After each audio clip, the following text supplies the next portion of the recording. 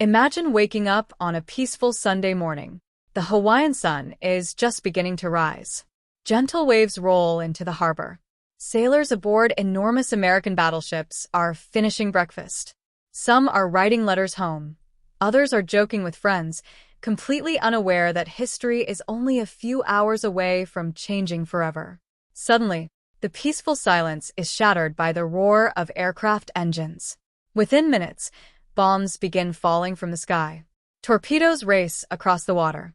Battleships explode into towering fireballs, and thick black smoke covers the island. Men leap into burning oil-covered water, while others desperately try to save their ships. By the time the attack is over, more than 2,400 Americans are dead, thousands more are wounded, and the United States is pulled into World War II. But this story didn't begin on December 7, 1941. To understand why Pearl Harbor happened, we have to go back nearly a decade. In the early 1930s, Japan was becoming one of the most powerful nations in Asia. It had modern factories, a growing economy, and one of the strongest navies in the world. Yet Japan faced one major problem. Unlike countries such as the United States, Russia, or China, Japan had very few natural resources. It lacked enough oil, iron, coal, and rubber, materials that every modern military needed to survive. Japanese leaders feared that without these resources, their nation would never become a true world power. Instead of relying on trade, many military officers believed Japan should simply take what it needed. That belief would change history forever. In 1931, Japanese troops invaded Manchuria, a resource-rich region in northeastern China. The invasion was swift. Chinese forces were overwhelmed, and within months Japan had established complete control over the area. The League of Nations condemned the invasion, but no country was willing to stop Japan by force. For Japan's military leaders, this sent a dangerous message. The world might protest, but it wouldn't fight back. Encouraged by their success, Japan became even more ambitious. 6 years later, in 1937, Japan launched a full-scale invasion of China. Cities were bombed from the air. Entire villages were destroyed. Millions of civilians fled their homes as the war spread across the country. One event horrified the world more than any other. After capturing the Chinese city of Nanjing, Japanese soldiers committed terrible atrocities against civilians and prisoners of war. News of the massacre spread internationally, and public opinion in the United States turned sharply against Japan. Although America remained officially neutral, many people believed Japan had become an aggressive military power that threatened peace across Asia. While Asia was burning, Europe was also moving toward disaster. In Germany, Adolf Hitler had rebuilt the German military despite international agreements. He absorbed Austria, seized Czechoslovakia, and on September 1, 1939, invaded Poland. Britain and France immediately declared war. World War II had officially begun. The United States, however, stayed out of the conflict. Many Americans still remembered the horrors of World War I and wanted no part in another overseas war. President Franklin D. Roosevelt understood that dictators like Hitler and Japan's military government posed a serious threat, but convincing the American people to enter another war was nearly impossible. Instead, America focused on supporting friendly nations while remaining officially neutral. Meanwhile, Japan found itself trapped in a costly war with China. Its military consumed enormous amounts of fuel every single day. Warships needed oil. Aircraft needed aviation fuel. Trucks, tanks, and factories all depended on a constant supply of energy. There was just one problem. Around 80% of Japan's oil came from the United States. This dependence terrified Japanese leaders. If America stopped selling oil, Japan's military could eventually grind to a halt. To solve this problem, Japan looked south. The Dutch East Indies, modern-day Indonesia, possessed some of the richest oil fields in the world. British-controlled Malaya produced vast amounts of rubber and tin. French Indochina occupied an important strategic position. If Japan could capture these territories, it would gain everything needed to become self-sufficient. But there was one obstacle: the United States. Washington watched Japan's expansion with growing concern. President Roosevelt believed economic pressure, might stop Japanese aggression without starting a war. The United States first restricted exports of important materials. Then it froze Japanese financial assets. Finally, in 1941, America imposed a devastating oil embargo. For Japan, this was nothing less than a national emergency. Military planners estimated their remaining oil supplies might last only about 2 years. Without new sources of fuel, Japan's navy would become useless. Its air force would be grounded. Its empire would slowly collapse. Japanese leaders now faced two choices: withdraw from China and abandon years of military victories, or seize the resources they needed by force. To many military commanders, surrendering their conquests was unthinkable. If war with the United States seemed unavoidable, they believed it would be better to strike first. Among the men discussing Japan's future was Admiral Isoroku Yamamoto. Unlike many officers, Yamamoto understood America better than almost anyone else in Japan. He had studied in the United States and admired its enormous industrial power. He knew that if the war lasted several years, America's factories could produce more ships, planes, and weapons than Japan could ever hope to match.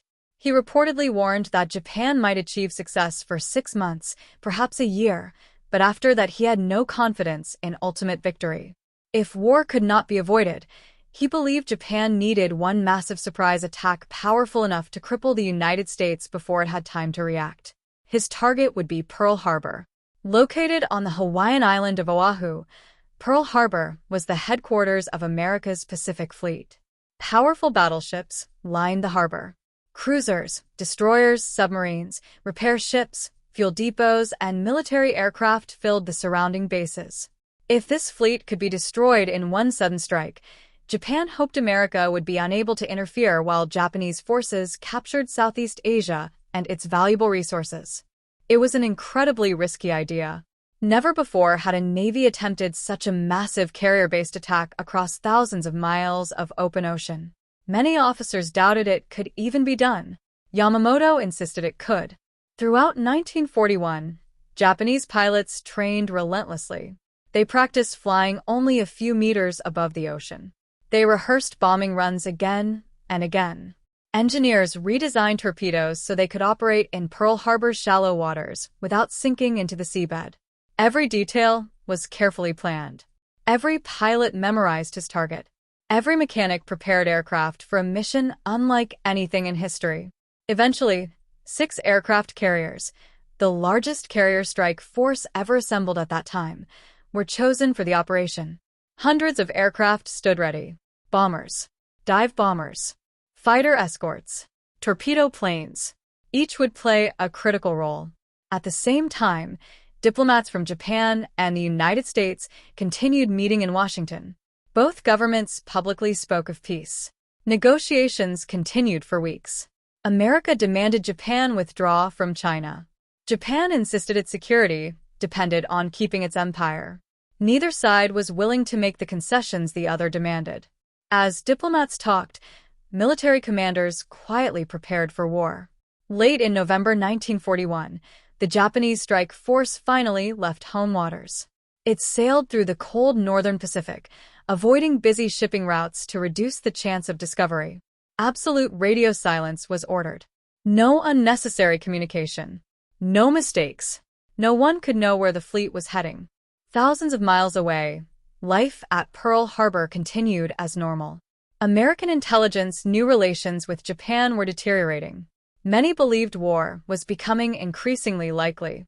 But most military leaders expected any attack to occur in places like the Philippines, Malaya, or the Dutch East Indies.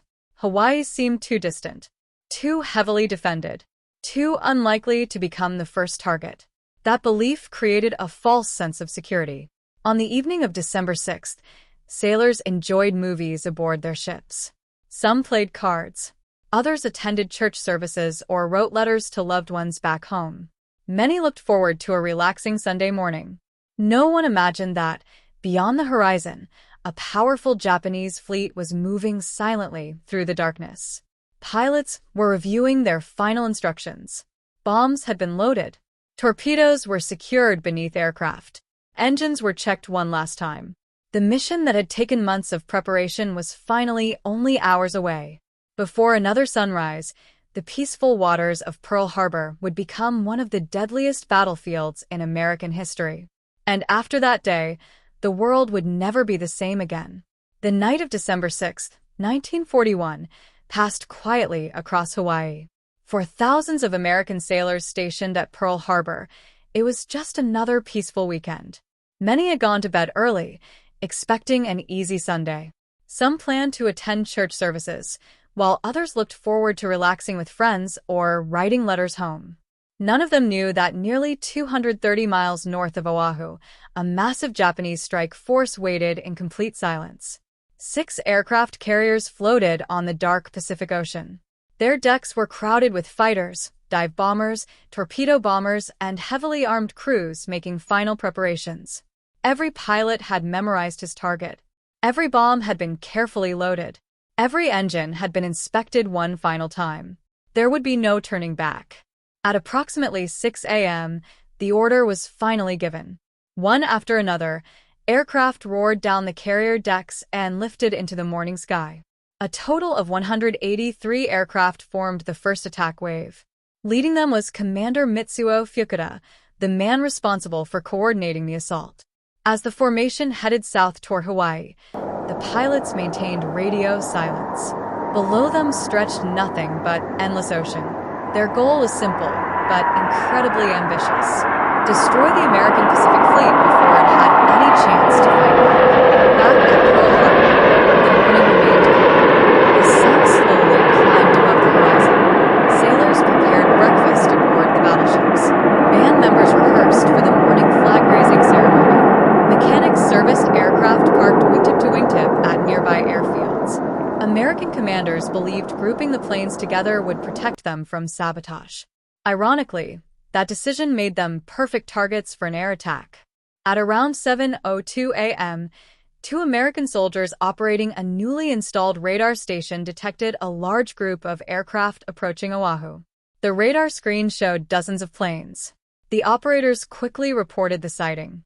But the officer who received the report assumed they were expected American B-17 bombers arriving from California. No alarm was sounded. The warning was dismissed. The opportunity to prepare was lost. Only minutes later, the Japanese aircraft reached the northern coast of Oahu. The pilots split into their assigned formations. Dive bombers headed toward airfields. Torpedo bombers descended to only a few meters above the water. Fighters prepared to strafe anything that moved. At 7:49 a.m., Commander Fukuda looked down at Pearl Harbor. The harbor below was exactly as Japanese intelligence had predicted. The American battleships sat peacefully at anchor. No anti-aircraft fire. No fighter aircraft in the sky. The defenders had been completely surprised. Fukuda immediately transmitted the famous code words, "Tora, Tora, Tora." The message meant complete surprise had been achieved. Seconds later, the attack began. Without warning, bombs crashed into nearby airfields. Explosions ripped across Hickam Field, Wheeler Field, Bellows Field, and Ford Island. Rows of American aircraft erupted into flames before many pilots could even reach their cockpits. Japanese fighters swept low over the runways, firing machine guns at parked airplanes, fuel trucks, and anyone attempting to organize a defense. Within minutes, much of America's air power in Hawaii had been crippled. At the same time, torpedo bombers raced toward Battleship Row. Flying just above the water, they released specially modified torpedoes designed to operate in Pearl Harbor's shallow harbor. The weapons streaked across the water and slammed into the sides of American battleships. The first explosions shook the harbor. The USS Oklahoma suffered multiple torpedo hits almost immediately. The massive battleship began listing heavily. Inside, sailors desperately tried to escape flooding compartments. Within minutes, the ship rolled completely upside down, trapping hundreds of men inside. Nearby, the USS West Virginia absorbed repeated torpedo strikes. Water poured into the ship as smoke billowed into the sky. Crew members fought to control flooding while others attempted to rescue wounded shipmates. Across Battleship Row, alarms finally sounded. Confused sailors rushed toward battle stations. Many had no idea what was happening. Some initially believed it was a Approaching training minimums. exercise. Others ran onto the decks, wearing only parts of their uniforms. The peaceful Sunday morning had become complete Minimums. chaos. Then came the attack on the 100. USS Arizona. At approximately 8:06 a.m., a Japanese 50, armor-piercing bomb 40, struck near the 30, forward ammunition 20, magazine. For a 10. brief moment, nothing happened. Then the entire ship disappeared inside an enormous explosion. The blast was so powerful that it lifted the battleship out of the water. A massive fireball shot hundreds of feet into the air. Steel plates weighing several tons were thrown across the harbor. The explosion instantly killed more than 1,000 sailors and Marines. Within minutes, the USS Arizona sank beneath the harbor, taking 1,177 crew members with her. It remains one of the deadliest single losses of life aboard any American warship. The explosion stunned everyone nearby. Burning debris rained onto neighboring ships. Men were thrown into the water. Oil ignited across the harbor surface, creating walls of fire that trapped survivors attempting to swim to safety. Despite overwhelming confusion, acts of extraordinary bravery began appearing everywhere. Damage control teams rushed into burning compartments to rescue trapped sailors. Medical personnel treated the wounded under constant attack. Anti-aircraft crews struggled to bring their guns into action. Many guns had been locked or lacked ready ammunition because no one expected an attack. Sailors broke open ammunition lockers with hammers and crowbars while bombs continued falling around them. Gradually, American anti-aircraft fire became more organized. Black bursts of flak began filling the sky. Some Japanese aircraft were hit and spiraled into the ocean. Others continued pressing their attacks despite intense resistance. Even civilians found themselves caught in the fighting. Homes near military installations shook from repeated explosions. Families watched black smoke cover the sky. Many initially believed a fuel depot had exploded before realizing Hawaii itself was under attack. At approximately 8:40 a.m., the first Japanese attack wave began withdrawing. But the battle was far from over. Only a short time later, a second wave of 171 aircraft approached Oahu. Their mission differed slightly from the first. Instead of concentrating mainly on battleships, they focused on remaining airfields, cruisers, destroyers, and repair facilities. Fresh explosions echoed across the harbor. Dive bombers attacked ships attempting to escape. Fighters strafed military positions. Repair crews working to save damaged vessels suddenly found themselves under attack once again. American pilots who had managed to get airborne fought desperately against overwhelming odds. With many aircraft already destroyed on the ground, only a handful succeeded in reaching the sky. Even so, they engaged Japanese fighters in fierce dogfights above Oahu. Several Japanese aircraft were shot down during these battles. By now, smoke covered much of Pearl Harbor. The once calm harbor had transformed into a landscape of burning ships, sinking vessels, twisted steel, and thick black clouds. Rescue boats raced between wrecks, pulling injured sailors from oil-covered water. Doctors worked continuously inside overcrowded hospitals. Nurses treated patients wherever space could be found. Every available hand joined the rescue effort. At approximately 9:45 a.m., the second attack wave turned north and began returning to the waiting aircraft carriers. The assault had lasted less than 2 hours. Yet in those brief moments, American history had changed forever. 8 battleships had been damaged or sunk. Hundreds of aircraft had been destroyed or heavily damaged. Military bases across Oahu had suffered enormous destruction. Thousands of Americans lay dead or wounded. But despite the devastating success of the attack, Japan had failed to destroy several critical targets. America's aircraft carriers were not in Pearl Harbor that morning. The enormous fuel storage tanks remained untouched. Repair facilities and submarine bases survived largely intact. These overlooked targets would soon prove far more important than anyone realized. As smoke continued rising over Pearl Harbor, survivors searched desperately for missing friends and fellow sailors.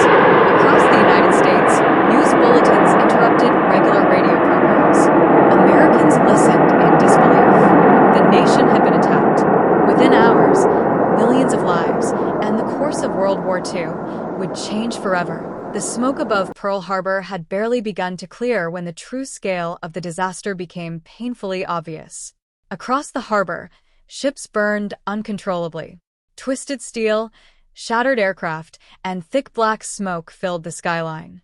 The once proud Pacific Fleet had been transformed into a scene of unimaginable destruction. Rescue operations began immediately. Sailors ignored the danger and jumped into oil-covered water to pull injured men to safety. Many survivors were badly burned, covered in fuel, and struggling to stay afloat. Others remained trapped inside sinking ships, desperately pounding on steel walls, hoping someone outside could hear them. On the overturned USS Oklahoma, rescue teams heard faint knocking coming from deep inside the hull. Dozens of sailors were still alive. With cutting torches and heavy equipment, rescuers worked around the clock to reach them. Some men were pulled out alive after spending more than a day trapped in complete darkness. Sadly, many others were never reached. Nearby, the USS Arizona continued burning fiercely. The explosion that destroyed the battleship had been so powerful that most of its crew never had a chance to escape. Fires burned for days, and the ship settled permanently onto the bottom of Pearl Harbor. To this day, small amounts of oil continue to leak from the wreck. Many people call them the tears of the Arizona, a lasting reminder of the lives lost that morning. As rescue teams searched the harbor, hospitals across Oahu became overwhelmed. Doctors and nurses worked without rest. Operating rooms were filled beyond capacity. Hallways became emergency treatment areas. Medical staff used every available supply to save the wounded. Civilian volunteers donated blood, delivered food, and helped transport injured soldiers. For many people in Hawaii, the attack was not just a military disaster. It was deeply personal. Families searched desperately for loved ones. Parents waited outside hospitals. Wives stood at military bases hoping to hear the names of survivors. Some would receive joyful reunions. Others would receive heartbreaking telegrams informing them that a husband, son, or brother would never return home. By the end of the attack, the numbers were staggering. More than 2,400 Americans had been killed, including military personnel and civilians. Over 1,100 people were wounded. 8 battleships had been sunk or heavily damaged. Nearly 190 American aircraft were destroyed, and many more were damaged beyond immediate repair. Japan had achieved one of the greatest surprise attacks in military history.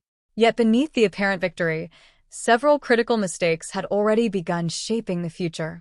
The Japanese attack had focused primarily on battleships. But America's most valuable naval weapons, the aircraft carriers, were nowhere to be found. The USS Enterprise was returning from Wake Island. The USS Lexington was transporting aircraft to Midway. The USS Saratoga was undergoing maintenance on the U.S. West Coast. By pure coincidence, all 3 carriers escaped destruction. Japan had also failed to destroy Pearl Harbor's enormous fuel storage tanks, submarine base, and repair facilities. Those installations would soon allow the United States Navy to recover much faster than Japanese planners had expected. Meanwhile, news of the attack spread across America with incredible speed. Radio stations interrupted their regular programming. Newspapers rushed out special editions. Crowds gathered outside electronic stores to listen to broadcasts. Millions of Americans could hardly believe what they were hearing. For years, the United States had tried to avoid entering World War II. Now the war had come directly to American soil. Shock quickly turned into anger. Across the country, young men lined up outside military recruitment offices. Many who had never considered military service now volunteered immediately. Factories that had once produced automobiles, refrigerators, and household appliances began preparing to manufacture tanks, aircraft, ammunition, and warships. The nation was transforming almost overnight. On the morning of December 8, 1941, President Franklin D. Roosevelt arrived at the United States Capitol. Despite the enormous pressure, Roosevelt remained calm. He carried only a short speech. It would become one of the most famous speeches in American history. Standing before Congress, he began with words that millions would remember forever. Yesterday, December 7, 1941, a date which will live in infamy. The chamber fell silent. Roosevelt described the attack as deliberate and unprovoked. He explained that while Japanese diplomats had continued discussing peace in Washington, Japanese military forces had secretly prepared for war. He asked Congress for only one thing: a declaration of war against Japan. The response was overwhelming. Within hours, Congress voted almost unanimously to declare war. Only one member voted against the resolution. The United States was officially at war. But the conflict expanded even further. Just 3 days later, Germany and Italy, Japan's allies under the Axis alliance, declared war on the United States. America responded immediately by declaring war on both countries. What had begun as a surprise attack in Hawaii had now pulled the world's largest industrial nation fully into World War II. For Japan, the attack initially appeared to be a spectacular success. Admiral Isoroku Yamamoto had achieved complete tactical surprise. The Pacific Fleet had suffered devastating losses. Japanese forces quickly captured territories across Southeast Asia, including Hong Kong, the Philippines, Malaya, Singapore, and the Dutch East Indies. At first, it seemed the attack had accomplished exactly what Japan intended. But Yamamoto understood something many others did not. He knew America possessed enormous industrial power. The United States could build ships faster than Japan could sink them. Its factories could produce thousands of aircraft every year. Its economy was far larger than Japan's. According to later accounts, Yamamoto is often associated with the warning that after Pearl Harbor, Japan had awakened, a sleeping giant. Whether he spoke those exact words remains debated by historians, but the idea reflected his real concern. The attack had united the American people and ensured a long war that Japan would struggle to win. Across America, war production expanded at an astonishing pace. Shipyards operated day and night. Aircraft factories employed hundreds of thousands of workers. Women entered industrial jobs in record numbers, helping build bombers, tanks, ammunition, and naval vessels. The country's economic strength became one of its greatest weapons. Within months, damaged battleships raised from Pearl Harbor were being repaired. New destroyers entered service. Fresh aircraft rolled off assembly lines every day. The attack that was supposed to cripple America had instead unleashed its full industrial might. Meanwhile, in Hawaii, the cleanup continued. Divers searched sunken ships. Engineers salvaged damaged equipment. Families buried their dead. The scars left by December 7th would remain for generations. Today, the white memorial built above the USS Arizona stands directly over the sunken battleship. Visitors from around the world come to honor the 1,177 sailors and Marines who lost their lives aboard the ship. The rusting hull remains below the water, serving as both a war grave and a powerful reminder of the cost of conflict. Pearl Harbor was no longer just a naval base.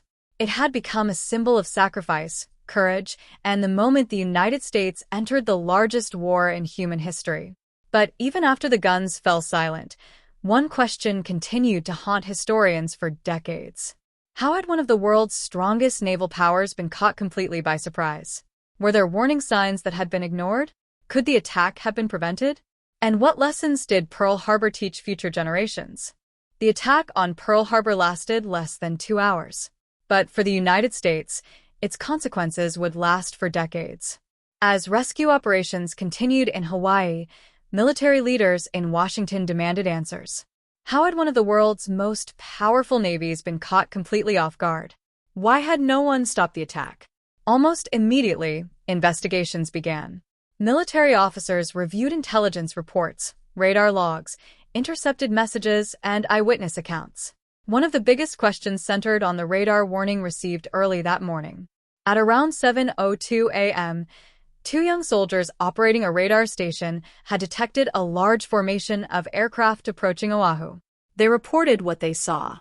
But because radar technology was still new and American B-17 bombers were expected to arrive from the mainland that morning, the warning was dismissed. No general alarm was sounded. Another warning had also come from the sea. Just before the air attack, an American destroyer spotted and attacked a Japanese midget submarine attempting to enter Pearl Harbor. Although the report was sent up the chain of command, Officials did not believe it signaled a full-scale attack. By the time the first bombs began falling, it was already too late. Many people blamed the commanders at Pearl Harbor, Admiral Husband Kimmel and Lieutenant General Walter Short. Both men were removed from their positions shortly after the attack. For years, historians debated whether they had been treated fairly.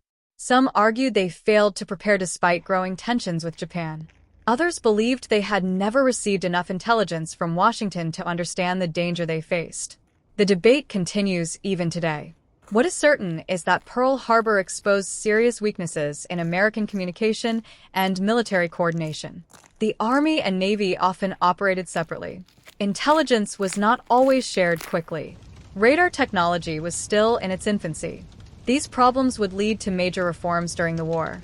But despite Japan's stunning tactical victory, several decisions made on December 7th would soon prove to be costly mistakes.